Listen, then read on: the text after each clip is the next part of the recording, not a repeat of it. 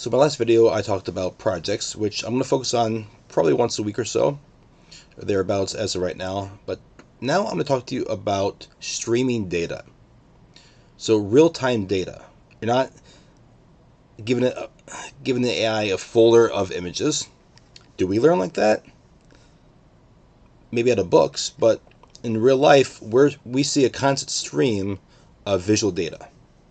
So I'm looking at a book right now, The Emotion Machine by Marvin Minsky, and I'm seeing a stream of that. So we get like 28 images per second, I believe it is.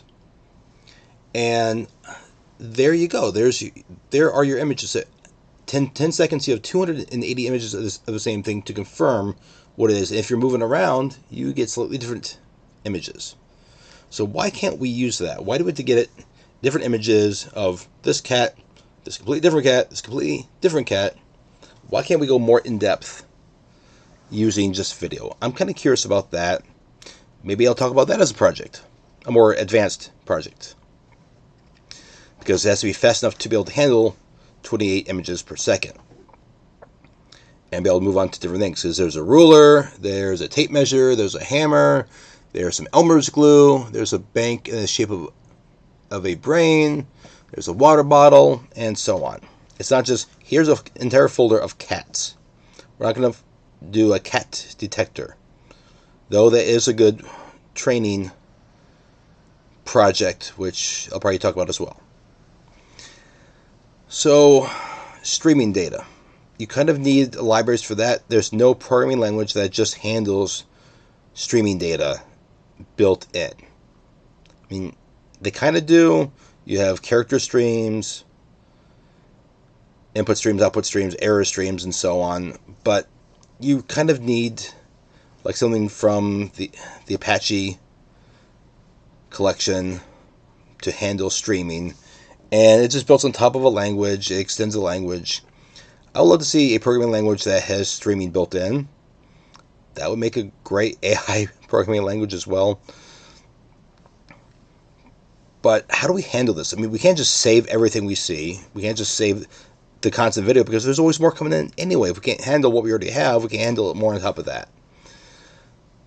So we need a lightweight system that can handle streaming data, audio, visual, smells, if you want to get more advanced, so chemical detection, which handles both taste and smell, tactile, so other sensor data, not just on or off,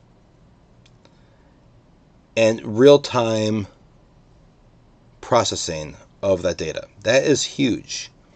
That would really extend what robots can do, the Internet of Things related to AI, to detection and a factory, safety.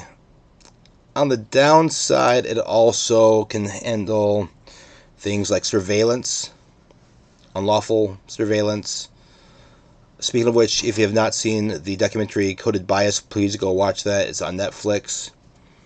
It is a realistic look at the negative side of data and AI based on how humans use it, not because of the technology itself, but it's just a tool as of right now.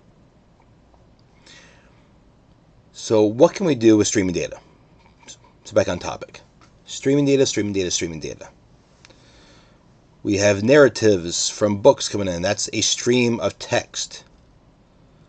And you go back and you can reread it, interpret it differently based on your foreknowledge. But what can we do? How can we process this where stream is a basic data type? Now I'm talking about images. I'm talking about audio. Do we need to go down further? With a computer, probably. In fact, I'm going to talk about the layered approach to AI later on in another video. But when you think of streaming data, let me know what you think. I mean, it's not just Netflix. It's not just a stream of characters coming in from a command line interface or something. What more can we do? What does it mean to you? How does it reflect AI?